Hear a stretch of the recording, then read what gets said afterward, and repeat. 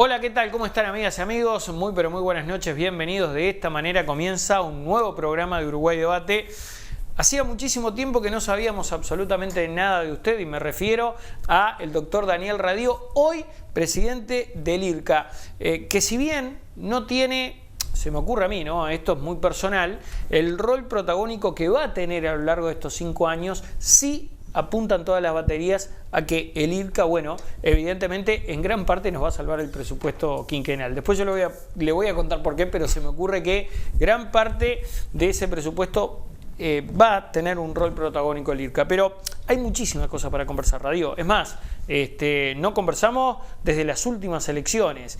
Y bueno, vamos a charlar también sobre la vida actual del Partido Independiente. ¿Está bien? Perfecto. Pero antes que nada, la bienvenida, las muy buenas noches y el agradecimiento por estar aquí. ¿Cómo está, doctor? Muy bien, muchas gracias por la invitación, siempre a las órdenes. Bueno, decíamos que el IRCA va a tener un rol preponderante, esto es muy subjetivo, en el presupuesto, porque, bueno, se sabe que hay poderosas inversiones en cuanto al cáñamo medicinal y que también se están, bueno, generando algunas tareas administrativas para poder avanzar en cuanto al tema de cultivos y plantaciones. Cuéntenos sobre eso.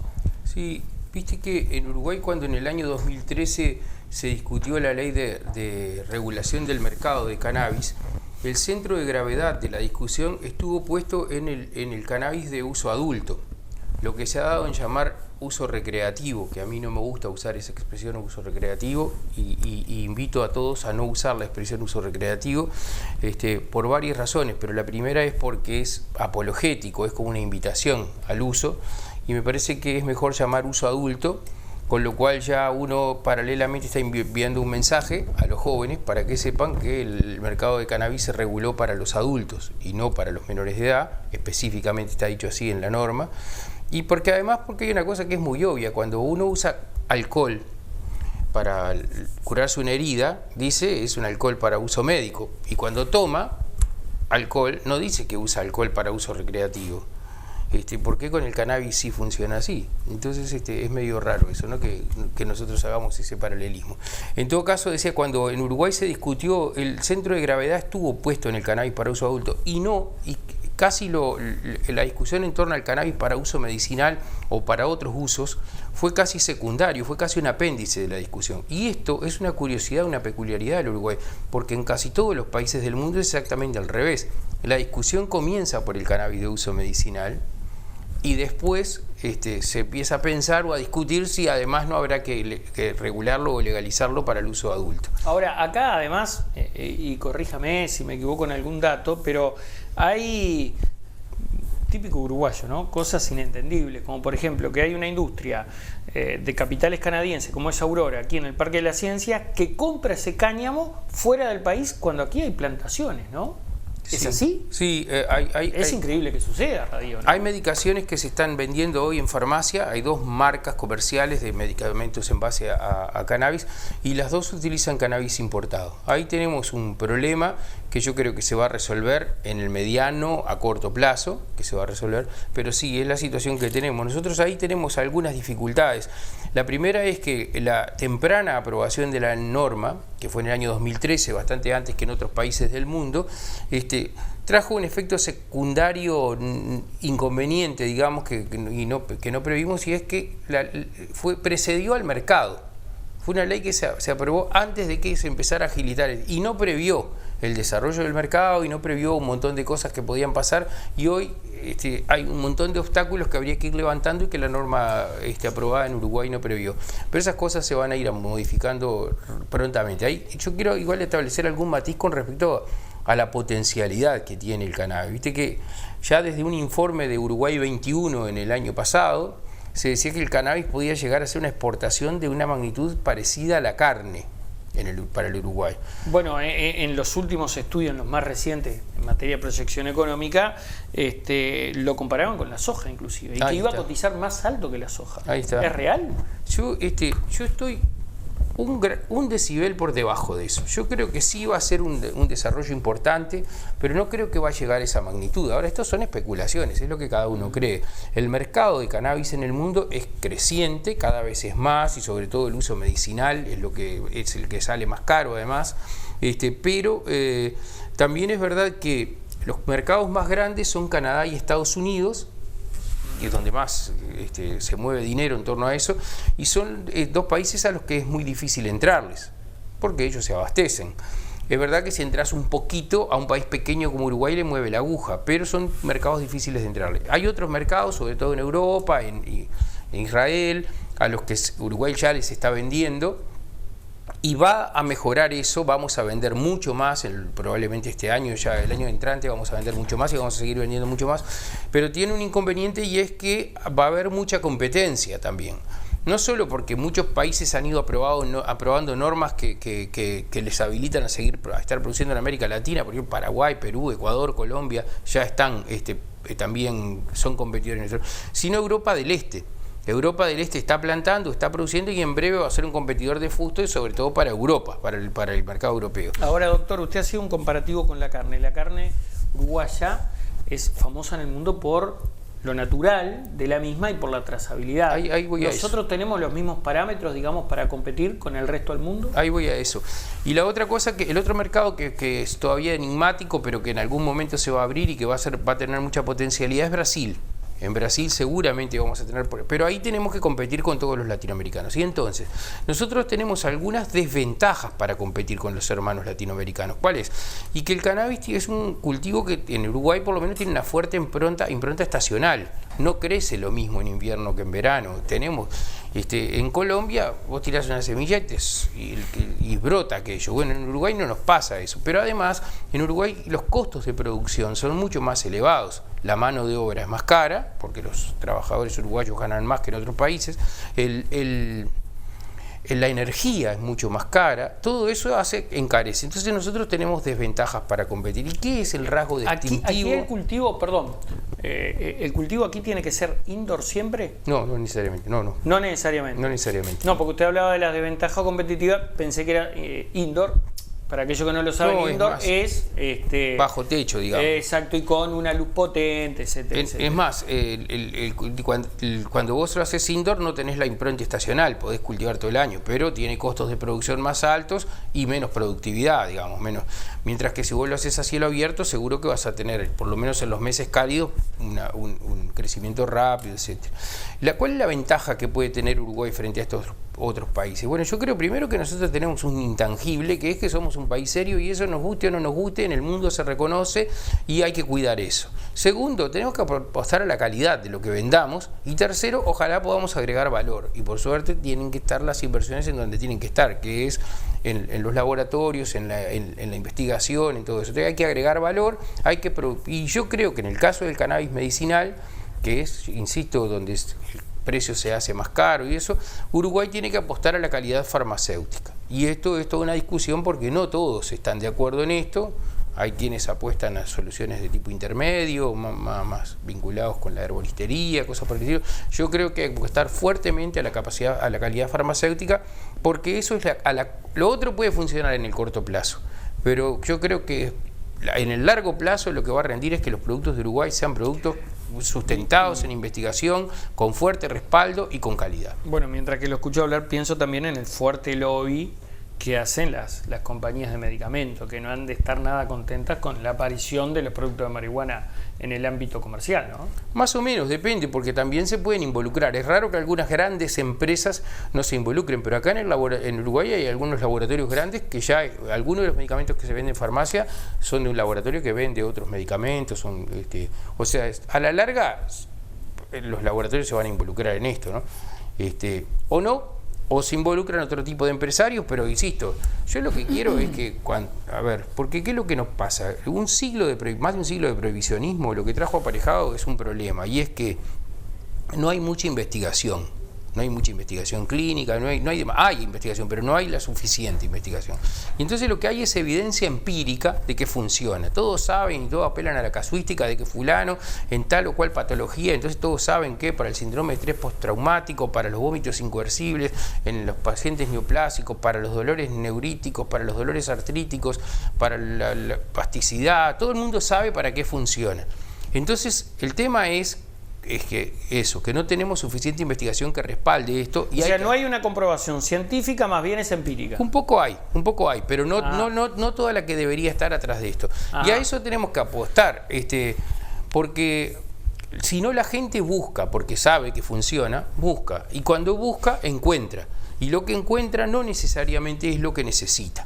Porque esto es un tema, ¿no? O es de mala calidad. O es de mala calidad, o no es cannabis. Y ahí incluso sería peor. O no es cannabis. Hay gente que está comprando aceite que cree que es de cannabis y es cualquiera que le vende diciéndole que es cannabis, pero lo vende mucho más caro. ¿Y eso el IRCA no debe de fiscalizar? No, porque ¿No debe regular o controlar el mercado? En realidad hay que prohibirlo, el mercado ilegal. No hay que irregularizarlo. Hay que prohibirlo. O sea, a ver, ¿dónde compra la gente cannabis, aceites de cannabis? En la feria. Ningún medicamento hay que comprar en la feria, no cannabis. Aspirina, que también sabemos que se compran otros medicamentos, ¿no? Porque han habido inspecciones y han incautado medicamentos. Bueno, ningún medicamento, incluido el cannabis, no debería ser comprado en la feria. Vamos a hacer una pausa y seguimos charlando tras la misma, ¿le parece? No. Tanda, ya volvemos.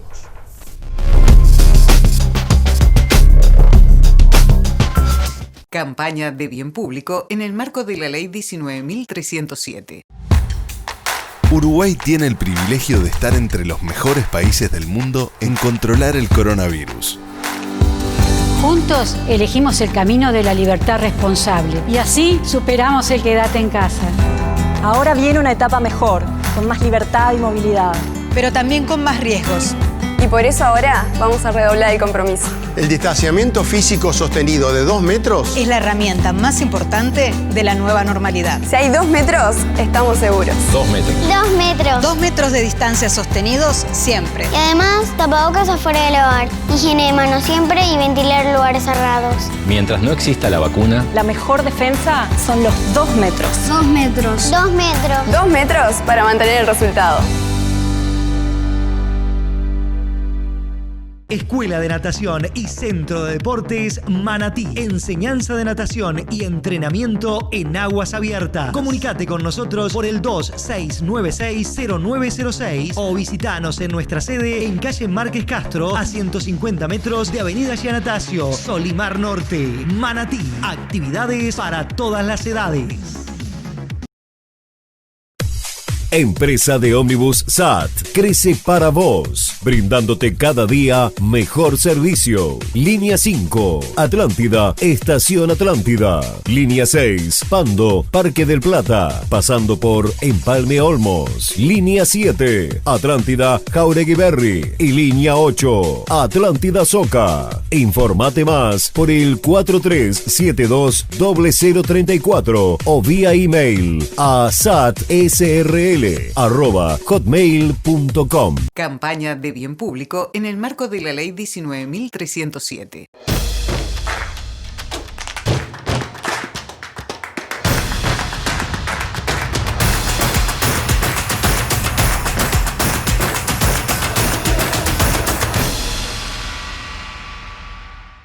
Aqua Pura, una elección inteligente con bajo contenido en sodio.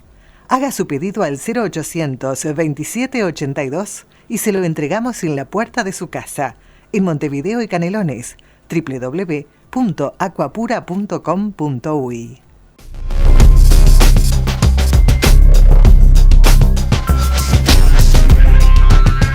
Bueno, y lo decíamos antes de la pausa, ¿qué pasa con la fiscalización? Porque además, usted mencionaba algo muy importante que era el aspecto sanitario, pero también hay una cuestión de cuidar a los inversores, ¿no? Si yo tengo todo en regla, así cultive para el uso recreativo o para el uso medicinal, así cultive para un club canábico o para diseñar medicamentos, estoy legal. ¿Qué pasa con aquel que no lo está? ¿Hay presupuesto para verdaderamente fiscalizar, doctor? Es que en realidad, a ver, la primera cosa es que los inversores que que quieren hacer las cosas bien están complicados porque no tenemos claro el mapa de ruta, qué es lo que hay que hacer en Uruguay. No estaba claro, lo estábamos tratando de ajustar. Por ejemplo, había muchos productores de cannabis que iban a solicitar su licencia al Ministerio de Ganadería, Agricultura y Pesca. Y otros iban a solicitar su licencia al Instituto de Regulación y Control del Cannabis. Lo lógico es que vayan al IRCA. Bueno, pero hasta ahora... No es el órgano rector. Solamente, prácticamente lo que estaba sin duda bajo la órbita del IRCA era el cannabis para uso adulto. Pero el cannabis para uso medicinal ya era una zona difusa. Y el cannabis para uso industrial ni te digo. Se iba al Ministerio de Ganadería, Agricultura y Pesca. ¿Y por qué iban al Ministerio de Ganadería, Agricultura y Pesca? Porque la licencia salía más rápido.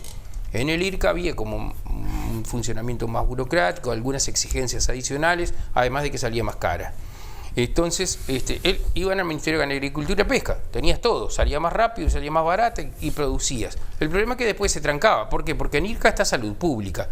Y en ganadería no, y después sí te ibas a tener que ir a hacer trámites a salud pública y se trancaba. Y eso es lo que nos pasó. Estuvimos 3 años con gente produciendo y con acumulación de material biológico que no podía salir del país porque habían tomado por el camino que se suponía que era más fácil y resulta que no era tan fácil.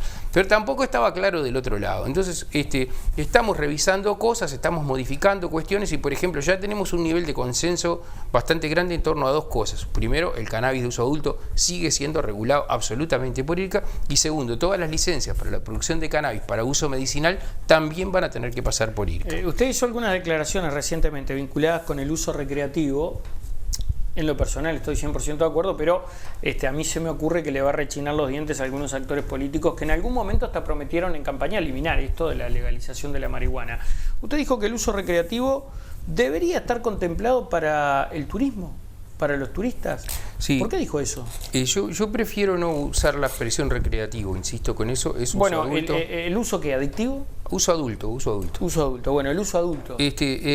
No, yo digo que hay que estudiar esa posibilidad. La primera es porque hay quienes intuyen que eso ya está pasando. No sé si en Uruguay, a lo mejor también en Uruguay. Hacen la del free shop con un documento falso. A lo mejor hay gente que viene a Uruguay y va al hotel y pregunta dónde puedo consumir y a lo mejor alguien le dice dónde puede consumir y a lo mejor consigue.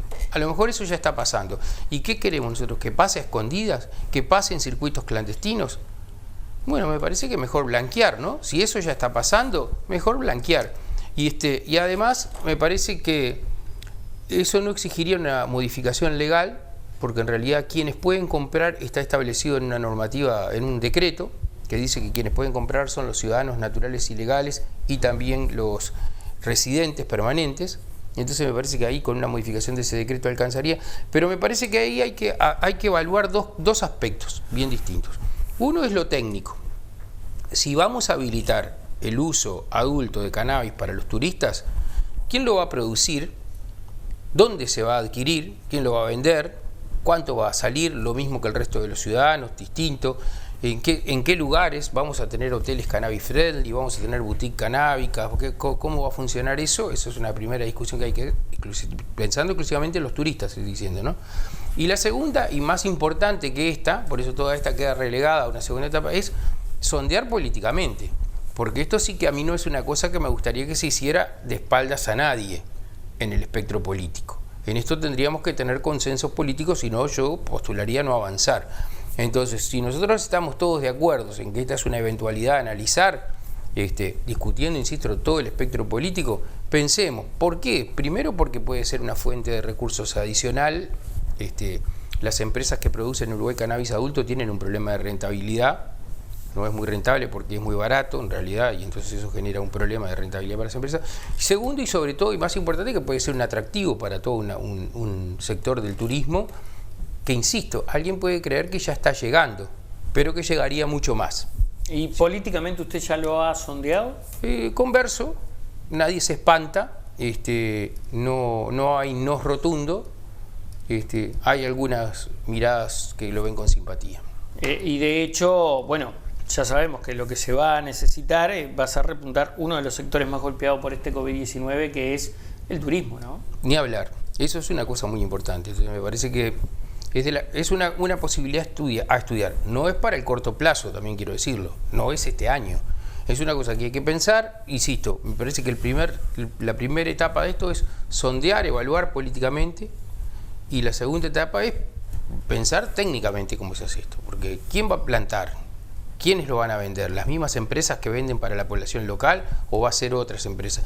¿Los mismos tipos de cannabis que vendemos para la población local? Que esa es toda una polémica que tenemos en torno a la calidad del cannabis que tenemos. Todo eso es una discusión. Los clubes canábicos, ¿quiénes van a ser los que van a vender eso? Y segundo, ¿dónde se va a vender? ¿A dónde va a ir el turista a comprarlo?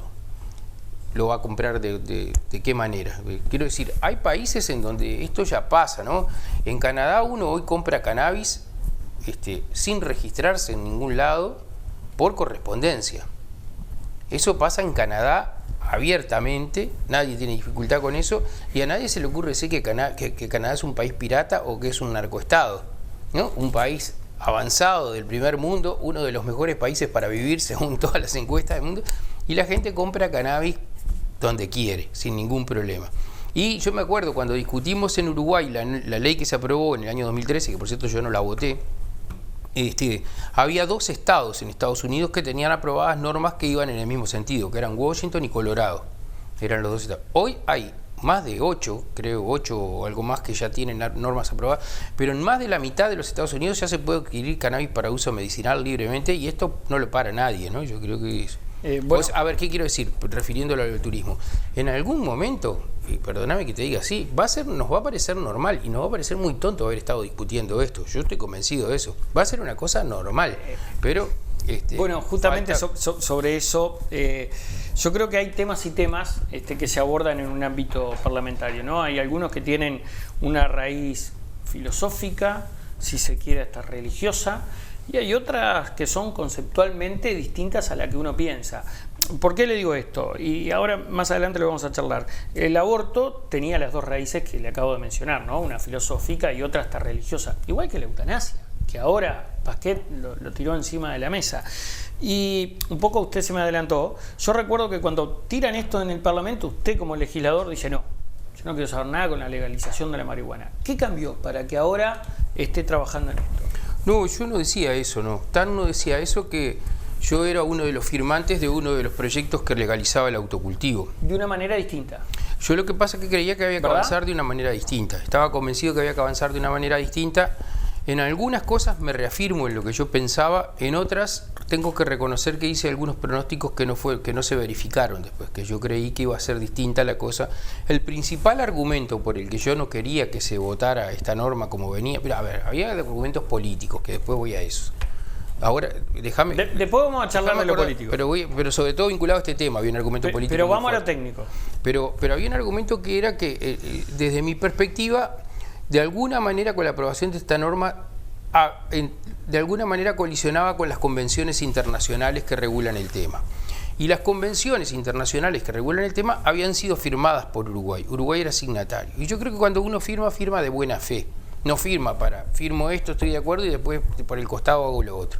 Y yo creía que íbamos a tener un problema con eso y que íbamos a tener una gran reacción del mundo internacional en torno a este tema y que se nos iba a venir el mundo arriba. Y la verdad es que eso no pasó. Al principio hubo una reacción.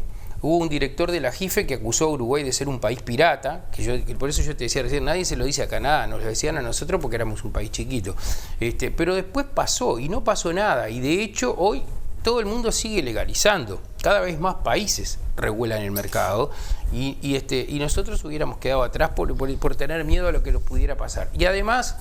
Hace pocos días, hará 2 semanas más o menos, yo tuve que comparecer ante la JIFE, porque Uruguay, la JIFE es la Junta Internacional de Fiscalización de Estupefacientes, y a Uruguay le piden cuentas respecto a cómo marcha la regulación del mercado. Y la verdad es que escuchan, tienen una mirada crítica, pero escuchan y respetan la decisión que Uruguay tomó. E insisto, cada vez más países se van sumando. Hoy en el mundo hay 2 grandes bloques en torno a este tema. Hay un bloque que nosotros integramos y que lidera Canadá, que procura revertir el paradigma prohibicionista que yo creo que le ha hecho mucho daño a la humanidad, mucho más daño le ha hecho la prohibición que el uso de sustancias. Y el otro bloque está liderado por China y Rusia, sobre todo por Rusia, que no quieren que vuele una hoja, ni de cannabis, ni de nada, y con los países árabes y todos esos que quieren prohibir todo, digamos. Yo respecto a eso lo dije cuando la discusión parlamentaria, tan es así, que yo lo dije durante la discusión parlamentaria, Estados Unidos hace algunas décadas tenía un problema con el alcohol, muy grande. Y entonces decidió prohibir el alcohol, y entonces no resolvió el problema con el alcohol, sino que agregó nuevos problemas: Al Capone, los intocables, la mafia y todo eso, y al final tuvieron que revertir. Bueno, eso podría valer para todas las otras sustancias. El problema es que uno cree que el problema está en la sustancia, y el problema está en cómo uno se vincula con la sustancia. Si nosotros dos ahora ponemos un paquete de cocaína acá arriba de esta mesa, no nos enfermamos. El problema es cómo nos relacionamos con la sustancia. Si cuando vos te relacionás de una manera tóxica, ahí está el problema con la sustancia. Si vos haces un uso que se llama problemático. Pero eso no se resuelve prohibiendo el vínculo. ¿Qué quiero decir con esto? ¿Hay violencia de género? Hay. Pero a nadie se le ocurre que hay que prohibir las parejas, ¿no? Bueno, esto podés razonar de la misma manera. Lo que hay que tratar es que la gente se relacione bien, no prohibir que la gente se relacione, ¿no? ¿Reconoce en la figura de Mujica que fue pionero en esto? No, justo a eso iba con lo de la discusión política. Para nada, para nada.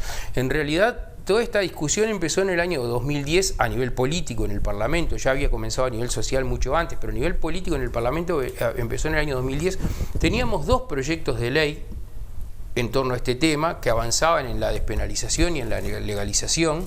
Uno estaba firmado por diputados del Partido Colorado, por mí, por el diputado del Frente Amplio, y el otro estaba firmado por el señor, por quien ahora es presidente de la República, por el diputado de la calle Pou. Y esto venía avanzando, estábamos buscando crecientes consensos, la cosa venía muy bien, hasta que apareció Mujica. Y Mujica lo que hizo, Mujica no solo, y Fernández Huidobro, hay que recordar, lo que hizo fue romper los consensos. Esto podría haber avanzado mucho más y con mucho más respaldo social y con mucho más consenso. Lo que pasa es que había todo un operativo de marketing en torno a vender la figura de Mujica para el mundo y hacer creer que era Mujica el que estaba atrás de esto. Esto ya se estaba discutiendo hace rato, en el país iba a avanzar seguramente. Además, el primer proyecto que mandó Mujica, yo quiero hacerlos acordar, lo presentaron en sociedad un día, creo que era 19 de junio, en torno a un plan para la convivencia, la paz, no sé qué, porque habían asesinado a un muchacho, a un pizzero, que trabajaba en una pizzería famoso, y entonces plantearon como una solución para los problemas de seguridad la legalización de la marihuana, pues dicho fue en esos términos, o sea, asociar la marihuana con un crimen. Le hicieron un flaco favor al tema, jugaron en contra, fue un gol en contra por todos lados, asociaban la inseguridad con la marihuana, una cosa que no tenía ni pie ni cabeza. Pero además de eso, el primer proyecto que manda el Ejecutivo al Parlamento era un proyecto de artículo único, que era vergonzoso, y que el proyecto que manda Mujica era un proyecto vergonzoso, hay que decirlo así. Por suerte la bancada del Frente Amplio, que era seria, no digo que ahora no lo sea, en aquel momento era una bancada seria, trabajó mucho y mejoró aquel proyecto de Mujica, que estuvo a punto de patear el tablero y de que no saliera nada, hay que decirlo así, porque rompió todos los consensos. Por suerte, la bancada del Frente Amplio trabajó y hizo un proyecto serio, que si ustedes miran, mi intervención está en las redes sociales, yo reconocí como un proyecto serio, aunque no lo voté. Finalmente terminó siendo un proyecto serio. Pero esto hubiera avanzado con mucho más consenso, con mucho más aporte de todos los actores y seguramente con la mirada puesta mucho más lejos si no hubiera sido por la intervención del Ejecutivo. Desgraciada intervención del presidente Mujica, del expresidente. Doctor, tengo 2 preguntas a raíz de esto que usted me acaba de decir. Usted mencionaba el ejemplo del paquete de cocaína. ¿Y esto no puede ser una apertura para legalizar otras sustancias? Yo, hasta donde mis ojos pueden ver el horizonte, no. A ver, con una premisa, y es esa que yo dije hace un ratito, que es que el prohibicionismo genera mucho más males que el uso de sustancias. A ver, ¿qué quiero decir con esto? Hoy que haya ajustes de cuenta, sicariato, muchachos que matan y que torturan y en los barrios y todo eso porque hay peleas de territorio, es una consecuencia del prohibicionismo. No es una consecuencia de las drogas. Claro, pero yo le mencionaba como ejemplo la cocaína, que también, si se quiere, es un uso, no es la pasta base. Ahora voy a otras drogas. Pero entonces, la primera cosa es eso, tener claro. El ajuste por la pasta base. Viste que se ha denunciado en gran parte, ¿no? Se ha denunciado que en Brasil ha aparecido marihuana uruguaya, dicen los brasileros, y aparentemente es verdad. Bueno, se sabe que muchas veces estos cultivadores que nosotros recién hablábamos, el excedente se lo venden bajo el radar o bajo cuerda o de manera absolutamente ilegal a los brasileños. Bueno, yo no me consta eso. A ver, yo tengo informe del Ministerio del Interior donde muchas veces canjean armas por marihuana. Bueno, y viceversa, pero eso puede ser, pero no está demostrado que sea de los cultivadores legales. Eso hay que tenerlo, porque hay cultivadores ilegales. Hay cultivadores ilegales. Hay cultivadores ilegales. Absolutamente de acuerdo. Pero en todo caso, ¿por qué van a Brasil a venderla si acá hay mercado? ¿Porque en Brasil está prohibida? Porque en Brasil está prohibida. ¿Y por qué van a venderla allá? Y porque en Brasil vale $5.000 la tonelada y en Uruguay vale 1.000, 1.500. ¿Y por qué vale más cara en Brasil que en Uruguay? Porque está prohibida. Porque entre los favores que le hace el prohibicionismo al narcotráfico es que le mejora el precio. O sea, hasta ese favor le hacemos al narcotráfico con el prohibicionismo. Le mejoramos el precio y promovemos que hayan bandas criminales y crimen organizado que haga esto. Si en Brasil no estuviera prohibida, no circulaba. La plantaban ellos allá y se acabó y no teníamos mafia, no teníamos problemas por el terreno, por la marihuana por lo menos, ¿no? Ahora voy a la otra. Ahora voy a lo que tú decías recién, si no hay espacio para habilitar otras drogas. No, yo creo que no, hasta donde yo veo el horizonte. Hecha esta salvedad que te decía recién. ¿Por qué? Porque cualquier otra legalización o regulación de mercado implica, tiene connotaciones geopolíticas, implica que no se puede hacer en un país solo, implica acuerdos internacionales por la manera de producción, por todo lo que está asociado con esto, que no se puede hacer solo. Una cosa es que vos plantes en tu casa o que plantes en tu país, porque la cocaína no funciona así. La cocaína tiene que haber plantas en un lado, laboratorios, y entonces eso no hay ninguna chance de eso si no hay consensos internacionales y además en los que tendría que participar activamente los estados para controlar que no se vuelvan que no reedites toda la cuestión de la mafia y de los asesinatos, de los crímenes y la pelea por territorio. Eso definitivamente que es lo que nos genera mal y que es lo que genera que nuestros pibes sean muertos y torturados por bandas criminales. Y eso es lo que nos genera que nuestras cárceles a veces estén, ojalá que no, pero hay quien puede pensar que están controladas por bandas criminales y mafiosos, ¿no? Sí, bueno, yo pensaba en esto que usted mencionaba, la actitud responsable, y hoy nos pasa que con la actitud responsable la gente no utiliza tapabocas, realiza fiestas clandestinas. Nos mostramos tal como sociedad que no hacemos un buen uso de la libertad, ¿no? Sí, tenemos un problema con eso, pero el equilibrio entre la libertad y la responsabilidad es un equilibrio que hay que saber manejar, ¿no? Tampoco hay que ser liberticida, hay que estar claro en eso. ¿Qué pasó? Y hablando de esto, porque usted formaba parte de ese grupo, nunca prosperó, y la pregunta es, tal vez sería bueno reinstalar ese ámbito de discusión parlamentaria donde se iba a trabajar en una campaña por el uso responsable, no solo de la marihuana. Recuerdo que ese grupo de trabajo tenía como objetivo el alcohol y hacer algo similar a lo que fue la campaña de cigarrillo, pero en el alcohol, ¿no? Bueno, lo planteó Vázquez, sí, una de los últimos ámbitos de discusión que instaló el expresidente de la República. Yo participé del grupo ese, en realidad no estaba planteado como una cosa similar a lo del cigarrillo, estaba planteado bastante distinto. De hecho, para que te hagas una idea qué distinto es, hoy las empresas que producen bebidas alcohólicas en el Uruguay pueden tener políticas de responsabilidad empresarial. Las empresas que producen tabaco no. Es verdad. ¿No? Ahí hay diferencias sustantivas. Yo creo que ahí,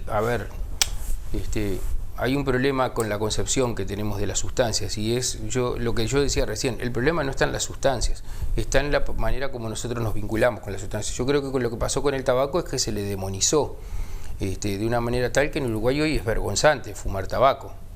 Qué paradoja, ¿no? Cuando nosotros avanzamos y hablamos de toda esta liberalización en torno al consumo de cannabis y se hace responsablemente, fumar tabaco se transformó en una vergüenza, que hay que hacerlo a escondidas y hay que andar poco menos que con pasamontaña para que no te vean la cara. No hay que fumar tabaco y sobre todo los pibes no tienen que fumar tabaco y las señoras embarazadas no tienen que fumar tabaco. Pero la decisión tiene que ser de cada persona. La decisión debe ser libre y para ser libre debe ser informada. No debe ser ni asusada por una publicidad engañosa ni debe ser reprimida por una publicidad engañosa, que yo creo que es la que tienen algunas cajas de cigarro y eso. La gente tiene que aprender libremente, tiene que estudiar, tiene que saber, se le tiene que informar, se le tiene que decir esto es lo que tú estás haciendo, a esto te puede conducir lo que tú haces y después decidís libremente. Eso vale para el tabaco y vale para el alcohol y vale para las otras sustancias. ¿No considera que se avanzó con la ley de tabaquismo?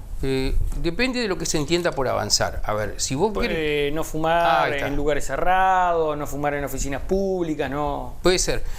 Hay quienes dicen que eso se podría... yo creo que algunas de esas cosas están bien. Algunas de esas cosas estoy de acuerdo. Quiero decir que estoy de acuerdo en unas cuantas de esas cosas. Yo tengo un problema con los pictogramas de las cajillas, pero asumo que es una política nacional y entonces acepto que es una cuestión... Ahora creo que no existen más los pictogramas, ahora creo que son... No, existen. ¿Existen? Sí, claro. Yo estoy tan lejos de eso que... No, existen. Pero en todo caso, lo que sí quiero decirte es que cuando vos mirás la cifra de gente que fuma en Uruguay, En los últimos años ha descendido sustantivamente, por suerte. Hay cada vez menos gente que fuma en Uruguay. ¿Y qué pasa en el resto de América Latina, donde no tenemos estas leyes tan severas como hay en Uruguay? Descendió. ¿Y descendió mucho o poco? Descendió casi lo mismo que en Uruguay. En algunos un poquito más, en otros un poquito menos. Y no tienen las mismas normas que tenemos nosotros. Porque el problema de que el fenómeno del descenso de la cantidad de fumadores en el mundo es mundial y es cultural, y va a bajar aunque le pongas un revólver en el pecho, aunque le pongas una caja sucia, porque la gente está asumiendo el problema. Y es mundial y está bajando en todo el mundo. Cuando yo era pibe, yo veía las películas blanco y negro en el cine y todo el mundo fumaba en las películas. Y ahora no pasa eso. Vos mirás las películas, rara vez la gente fuma. Es un tema cultural. Pues Humphrey Bogart siempre estaba con un cigarro, ¿no? Siempre estaban fumando. Y eso no pasa porque hay un cambio cultural en la sociedad. Pero no nos engañemos, no nos creamos que porque somos maravillosos, we are fantastic, y creamos las leyes mejores del mundo y por eso la gente en Uruguay deja de fumar. Está dejando de fumar en todos lados. Por suerte, además, quiero decir, por suerte está dejando de fumar en todos lados. Rayo, hacemos una pausa y seguimos charlando. Después nos metemos de lleno en la política y en la vida del Partido Independiente, ¿le parece? Perfecto. Tanda, ya volvemos.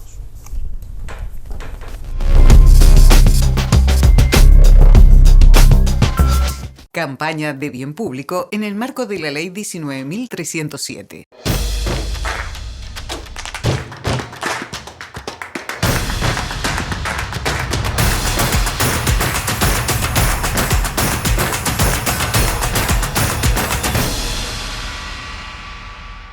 Aqua Pura, una elección inteligente con bajo contenido en sodio.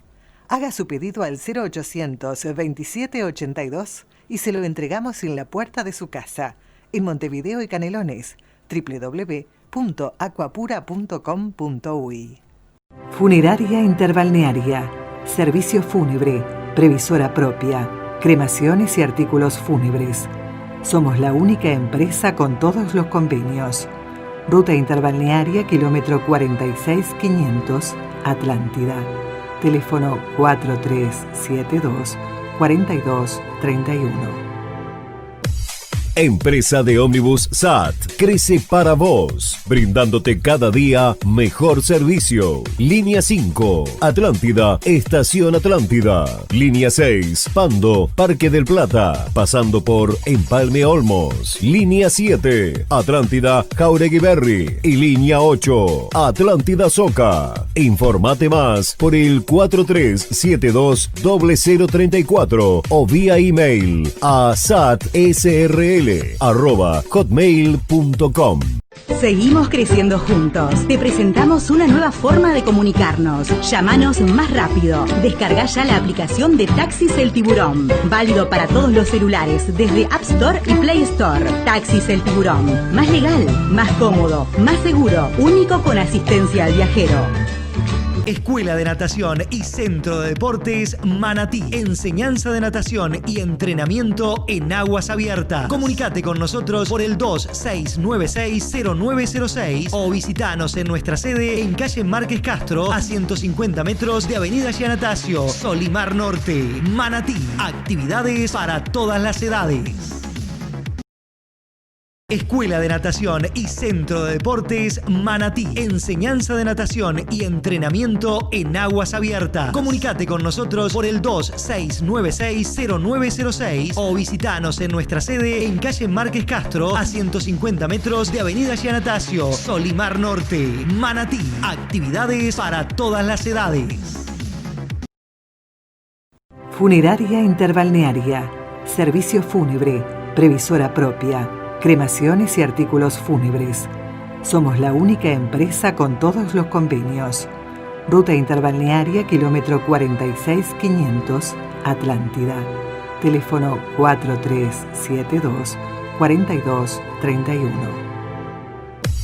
Empresa de ómnibus SAT crece para vos, brindándote cada día mejor servicio. Línea 5, Atlántida, Estación Atlántida. Línea 6, Pando, Parque del Plata, pasando por Empalme Olmos. Línea 7, Atlántida, Jauregui Berry. Y línea 8, Atlántida Soca. Informate más por el 4372-0034 o vía email a satsrl@hotmail.com. Seguimos creciendo juntos. Te presentamos una nueva forma de comunicarnos. Llámanos más rápido. Descarga ya la aplicación de Taxis El Tiburón. Válido para todos los celulares desde App Store y Play Store. Taxis El Tiburón. Más legal, más cómodo, más seguro. Único con asistencia al viajero. Escuela de Natación y Centro de Deportes Manatí. Enseñanza de natación y entrenamiento en aguas abiertas. Comunicate con nosotros por el 2696-0906 o visitanos en nuestra sede en calle Márquez Castro, a 150 metros de Avenida Giannatasio, Solimar Norte, Manatí. Actividades para todas las edades.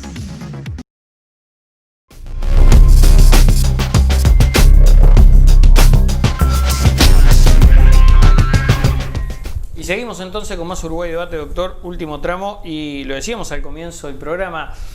¿En qué está el Partido Independiente? Primero, plantear la representatividad que obtuvieron. Se me ocurre que tienen verdaderamente cierto protagonismo, ¿no? Usted por un lado con el IRCA, Botero representando a las mujeres, en Mujeres, ni que hablar Mieres, en un lugar medular como lo es el Ministerio de Trabajo. Me olvido de Sotelo, que también con los medios públicos. De hecho, en algún momento se cuestionó, inclusive yo recuerdo alguna declaración del Partido Colorado y de otros actores políticos señalando, bueno, el propio Daniel Peña con el Partido de la Gente señalando, bueno, el Partido Independiente tuvo mucho más cargos que votos. Primer pregunta, ¿cómo recibe usted estas críticas? No me importa. La verdad es que no me parecen críticas, es concepciones distintas. Ajá. Yo no aceptaría estar en el gobierno si alguien me dijera, mira, como al Partido Independiente le toca un cargo más, acá tenés. Me parece que yo tengo que estar. Está interesante lo que usted dice. Si yo tengo un aporte para hacer al país y al gobierno y a la coalición, entonces estoy. Y si no, que me digan, y me levanto y me voy porque yo no estoy atornillado. Si yo entiendo que estoy contribuyendo con el Estado, con el país, con el gobierno y con la coalición de gobierno, entonces yo me quedo acá, y cuando a alguien no le guste, yo no tengo ningún problema. Yo estoy acá porque me pidió el presidente de la República y no admito que esto sea parte de una cuota política. Yo no creo que tiene que haber una cuotificación. Creo que la ha habido, desgraciadamente, en algunos casos, y no me parece bien que uno esté sacando la cuenta, porque eso yo se lo critiqué a otros gobiernos anteriores, que esté sacando la cuenta y decir, tantos votos sacaste, tantos cargos te tocan. No, porque yo me pasé diciendo que los que tenían que ir a los cargos eran los que tenían capacidad para estar en esos cargos, no porque tenés tantos votos. Para eso está el Parlamento, ahí se reparten los cargos por votos. El Ejecutivo... ¿Usted cree que hay gente exclusivamente por cuota política? Yo no estoy seguro, no sé. En todo caso, ojalá que hagan las cosas bien donde estén, pero no estoy para criticar eso. Me parecería una pequeñez pensar eso, ¿sabes? Lo que yo tengo que tratar es que al país le vaya bien, que al gobierno le vaya bien, al gobierno del señor presidente Lacalle le vaya bien, y que al país le vaya bien, y eso es lo que me importa. Y no estar en esta pequeñez de ver si a otro partido le tocan más cargos que a mí, eso me parecería penoso. Y particularmente, insisto, el señor presidente de la República sabe, mi lugar está a disposición cuando él quiera. No tengo ningún inconveniente, y ningún partido va a salir a hacer ningún escándalo si me tiene que sacar. Yo no permitiría yo que fuera así. ¿Cómo está el Partido Independiente hoy? Quedamos muy golpeados después de la campaña electoral, ¿no? Nos fue muy mal, cometimos muchos errores, el escenario político fue muy adverso además. ¿El error fue asociarse a la coalición, formar parte de la coalición? El Partido Independiente, si hubiese quedado solo allí, ¿no hubiese quedado mejor parado tras las urnas? ¿Asociarse a la coalición que estamos hoy en el gobierno? Sí. No, porque en realidad la asociación con la coalición de gobierno viene después de que nos fue muy mal en las elecciones. Nosotros hasta octubre estábamos solos, no estábamos asociados a ninguna coalición. Bueno, sí. Y ahí Claro, se entiende. Entonces el resultado fue... Pero pero esa campaña previa, yo creo que el Partido Independiente podría haber marcado más, se podría haber marcado más distante de la coalición. Nosotros ¿Se entiende la pregunta? Cometimos algunos, porque yo escuché algunas declaraciones. Fuimos bastante distantes, fuimos los que estábamos más distantes, de todos los que hoy integran la coalición, fuimos los que marcamos más perfil propio. Sin dudas. ¿Sí? Sí, claro, sin duda fuimos los que marcamos más perfil propio. Pasa que nuestra voz no es potente también para que se oiga tanto. Pero cometimos algunos errores. Si vos mirás las encuestas de opinión pública, que si bien no son intención de voto, pero que te dan una idea, claro. Hacia fines de 2018, nosotros estábamos marcando por encima del 5% en las encuestas. 5, 6, 4 en las peores. Y hacia abril, mayo y junio ya estábamos 2, 1. Ese verano de entre 2018 y 2019 para nosotros fue catastrófico, que fue toda nuestra experiencia malograda de intento de armar una coalición que se llamó La Alternativa. Recuerdo, haciendo memoria, que tuvo Valenti, después se fue Valenti con Selva, su esposa, ¿no? Recuerdo esas idas y vueltas, digamos. Que hubo. Bueno, eso nos fue muy mal. Primero porque la entrada, cuando entramos en la coalición, los datos empezaron a decir que no generaba eso mucho. Cuando vos mirabas, nosotros hacíamos un seguimiento de la opinión pública, nos daba que las cosas no estaban saliendo bien, y cuando salimos fue peor. O sea que las dos, no sé cuál fue peor, si entrar o salir, pero nos equivocamos sin ningún lugar a dudas. ¿Usted fue de las voces disonantes que no pretendían formar parte de la coalición? Porque hubo actores políticos de la coalición, ¿cuál? ¿De la alternativa o de la coalición? De la alternativa. No. ¿Usted creía que era una buena idea la alternativa? No estoy seguro si todo lo que había en la alternativa, pero en particular, no estoy seguro, no digo que no tampoco, ¿no? Pero lo quiero decir particularmente para con Valenti y con Selva, porque fue el detonante, fueron unas declaraciones de Selva, y eso, que yo tengo una corriente de afecto y de simpatía muy grande con ellos, entonces no tengo un problema, pero no sé si fue un acierto político, que es distinto de la cuestión personal, no estoy seguro de eso. Pero no era que yo estuviera en contra de eso. Y hoy, Radio, ¿cómo se recupera la identidad propia del Partido Independiente formando parte de este partido multicolor? Digo porque es lógico que la gente ahora tiende a, ¿no? Sí, la coalición, a unificar. Más o menos, ¿no? Un poco sí, un poco no. La coalición es muy amplia, ¿no? Es muy amplia, y si vos mirás por obra y gracia, yo diría, de la estructura electoral del Uruguay, hoy Uruguay está dividido casi al medio en dos coaliciones, una no menos amplia que la otra. Si vos mirás lo que, claro, pero el Frente Amplio alberga filosóficamente, el Partido Independiente yo lo hacía más de este lado de la línea, con el Frente Amplio, por conceptual, de izquierda, pero eso lo que de este lado de la línea, pero las coaliciones políticas ¿no? no se hacen por cuestiones ideológicas, se hacen por plataformas y por acuerdos políticos en busca de objetivos políticos. Yo lo dije en campaña electoral, de manera contundente. Esto se hizo para obtener la presidencia. No solamente, y porque teníamos un programa de gobierno, nuestro compromiso con el país.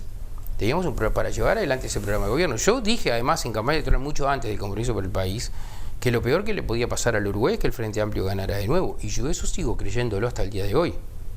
Que hubiera sido muy malo que el Frente Amplio ganara de nuevo. Entonces, y vos podés decir, bueno, pero ideológicamente, hay sectores del Frente Amplio que ideológicamente son el agua y el aceite. La democracia cristiana y sectores trotskistas. Pues, ¿cómo pueden estar juntos? La democracia cristiana no tendría que estar más próxima desde el punto de vista ideológico a otros sectores más conservadores de la sociedad. Bueno, pero también es cierto que esa democracia cristiana pierde la identidad propia bajo el manto del Frente Amplio. Bueno, yo creo que no la pierde. El Partido Comunista pierde la identidad. El Partido Comunista pierde la identidad bajo el Frente Amplio. El Partido Socialista pierde la identidad bajo el Frente Amplio. Son sectores enormes. Son sectores enormes, pero pierden su identidad porque alguna vez el Partido Socialista no fue un sector enorme, alguna vez fue pequeño, ¿no? Recordemos que había hasta perdido la representación parlamentaria. Pierden la identidad o se ratifican en su identidad y es más, necesitan reafirmar su identidad cantidad para estar adentro y para contribuir de mejor manera a la coalición. Bueno, eso mismo tiene que pasar del otro lado. ¿Vos te creés que alguna vez el Partido Colorado va a renegar del sobre todo de José Bachi Ordóñez por estar en la coalición? Yo creo que no. Absolutamente. Yo creo que no. Y el Partido Independiente no va a renegar de ese concepto de izquierda. Yo creo que sí. Nosotros seguimos siendo un partido de izquierda. Un partido de izquierda que cree que este camino que hemos adoptado es bueno para el Uruguay. Y en algún momento se la va a jugar nuevamente como partido unitario, como único partido, digamos. No, pero hoy por hoy las cosas no están las planteadas. Las elecciones departamentales, ¿cómo le fue al Partido Independiente? ¿Ha logrado instalar algún concejal? Las elecciones, por ejemplo? Sí, eso sí. Bueno. Por primera vez, por cierto. Nunca ¿Y habíamos sabe qué? tenido. ¿Le fue mejor que Cabildo Abierto? Capaz que sí. Capaz no. Cabildo Abierto no puso ningún concejal. Tenemos un concejal en Sauce ahora, por lo menos en Canelones, tenemos un concejal en San Bautista, pero dentro de otro lema. Que eso es lo que tuvimos que pasar para tener coalición, ¿no? Que como en Montevideo se votó bajo el lema Partido Independiente, nosotros en Canelones votamos bajo el lema Partido Nacional. Entonces tampoco es que son concejales propios del partido, sino en otro contexto, ¿no? Pero bueno, esa es la situación. Nunca habíamos tenido concejales, pero siempre las elecciones departamentales no nos va bien a nosotros, no son un buen termómetro para nosotros. Bueno, no tuvieron candidato además, radios. En Canelones no presentamos candidato, apoyamos la candidatura de Amigni Furi, pero no presentamos candidato. Y en varios departamentos del interior, en algunos sí nos presentamos y en otros hicimos acuerdos diversos, ¿no? Bueno, ¿cómo visualiza justamente la marcha del gobierno a nivel país en la actualidad, el manejo de la pandemia, del COVID-19 evidentemente? ¿Qué perspectiva tiene política de lo que viene sucediendo en el gobierno central o en la conducción de nuestro país, Radio? Hubiera sido preferible no tener la pandemia, ¿no? Nos hace mucho daño la pandemia, o sea, es una cosa porque te hace que vos, una circunstancia muy especial a la que hay que poner muchos recursos y algunos objetivos del corto plazo los tenés que sustituir por el manejo de la pandemia. Yo creo que el país tiene un norte señalado bien por el presidente Lacalle. Vamos a determinado tipo de reformas que me parece que son imprescindibles y que están señaladas en el compromiso con el país.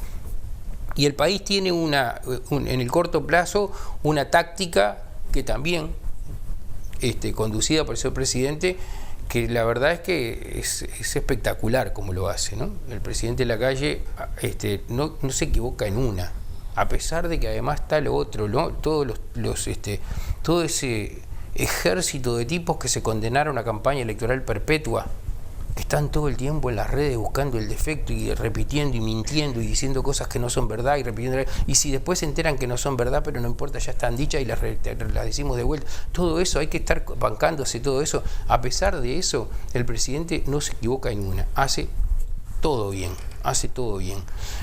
y bueno, y el norte está señalado. Nos falta el mediano plazo. Y en el mediano plazo es que tenemos que jugar los cuadros intermedios. Eso depende de nosotros. Eso depende de cómo nosotros gestionemos cada uno en nuestras respectivas áreas. Por eso no está bueno que sea una repartija. Por eso no está bueno que sea una cuotificación. Tenemos que estar pensando en el país, tenemos que estar pensando en el gobierno, tenemos que estar pensando en el futuro, tenemos que estar pensando en el norte, tenemos que estar pensando en la gente, no en los cargos que nos tocan.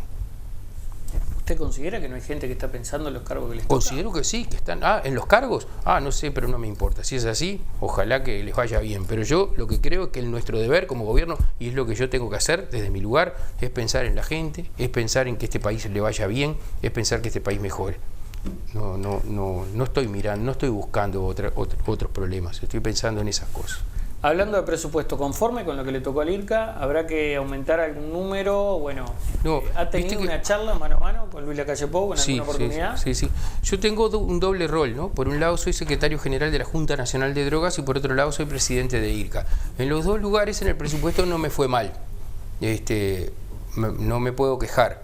Es verdad que respecto a IRCA, yo tengo una idea, pero es una idea nueva, que no tengo manera de imponerla ahora, digamos, que es para el largo a mediano plazo, y es que tenga mucho más presupuesto. ¿Por qué? Porque lo que no está bueno es que IRCA necesite vender licencias o cosas por el estilo para autofinanciarse.